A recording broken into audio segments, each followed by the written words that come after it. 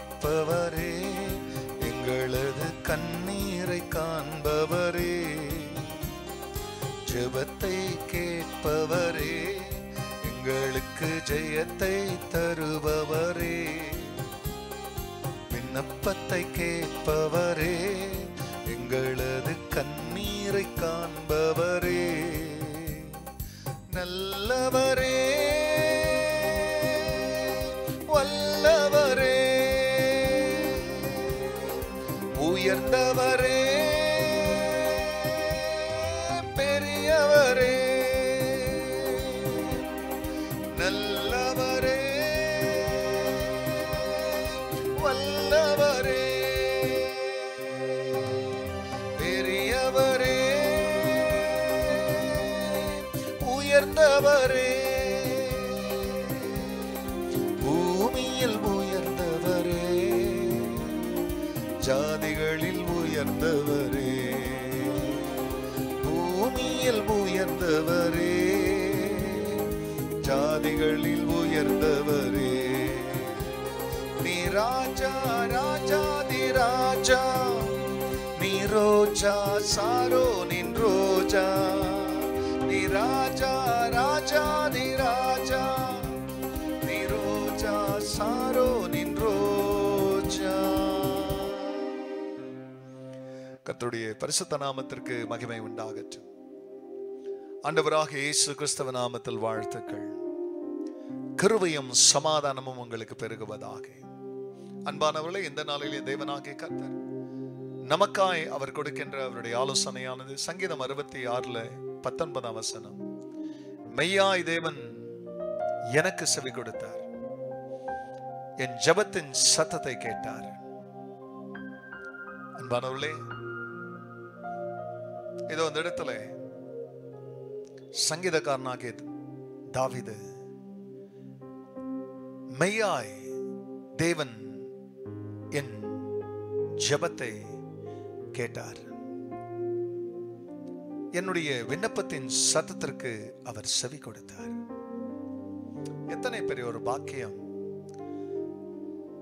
சர்வத்தையும் படைத்த சர்வ வல்லவர் ஒரு மனித சத்தத்தை கேட்பதும், அவர் சத்தத்தை கேட்டார் என்கின்ற இந்த ரகசியத்தை ஜெபிக்கிற மனுஷனுக்கு வெளிப்படுத்துறது.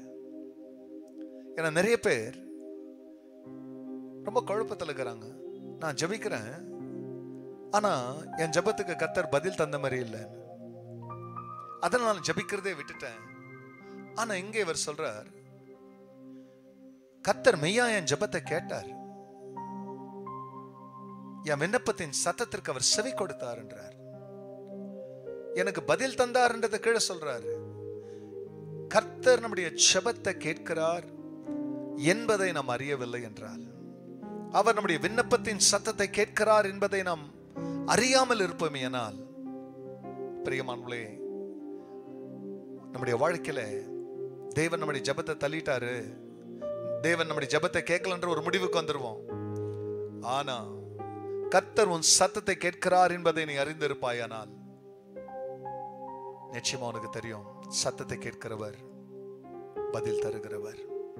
நம்முடைய தேவன் ஜெபத்தை கேட்கிறவர் மட்டுமல்ல, பெருமூச்சுக்கும் பதில் அளிக்கிறவர், பெருமூச்சின் சத்தத்திற்கும் பதில் அளிக்கிற தேவனா இருக்கிறதுனால சோர்ந்து போகாத தேவ பிள்ளையே. எத்தனையோ சூழ்நிலையில், எத்தனையோ நெருக்கடிகள், எத்தனையோ பற்றாக்குறைகள், எத்தனையோ பலவீனங்கள், கைவிடப்பட்ட சூழ்நிலைகள், மனுஷர் கைவிட்டாலும் நீ நம்பின தேவனும் ஜெபமும் உன்னை கைவிடாது. ஆகையால் உன் முழங்கால்களுக்கு வேண்டிய பலனை இந்த வார்த்தை கேட்கும் போதே தரித்துக்கொள். ஜெப சிறகுகளை உனக்கு உண்டு பண்ண. ஜெபிக்கிறது போல ஒரு பலன் இந்த உலகத்தில் வேற ஒன்றுமில்லை. ஜெபிக்கிறவனுக்கு கிடைக்கிற ஒரு ஆசீர்வாதத்தை போல ஜெபிக்காதவனுக்கு கிடைப்பதில்லை. ஆகையால் தொடர்ந்து ஜெபம் பண்ணுவோம். ஜெபத்திற்கு சாட்சியாய் கர்த்தர் உங்களை வாழ வைப்பார். ஜெபிக்கலாம். பரிசுத்தரை உங்க நாமம் மகிமை அடையட்டும். கர்த்தர் எங்கள் ஜெபத்தை கேட்டீரப்பா, நன்றிப்பா. எத்தனையோ பதில்களை கொடுத்தீர். இப்பொழுதும் யாரெல்லாம் இன்னல்கள்ல, இக்கட்டுல, கண்ணீர்ல, கவலையில பதில் கிடைக்கலையேன்ற மக்களை இன்னைக்கு அவங்க ஜெபிக்க போற ஜெபம் ஒரு பதிலின் ஜெபமா மாறட்டும். கர்த்தர் அப்படி உன் பிள்ளைகளுக்கு மறு உத்தரவு கொடுக்கறதுக்காய் நன்றி. எல்லா மகிமையும் கர்த்தர் நீரிடும். நல்மீட்பர் இயேசுவின் நாமத்தில் பிதாவே, ஆமென், ஆமென். ஜெபத்தை கேட்பவரே, எங்களுக்கு ஜெயத்தை தருபவரே. God bless you, church. Have a blessed day. Amen.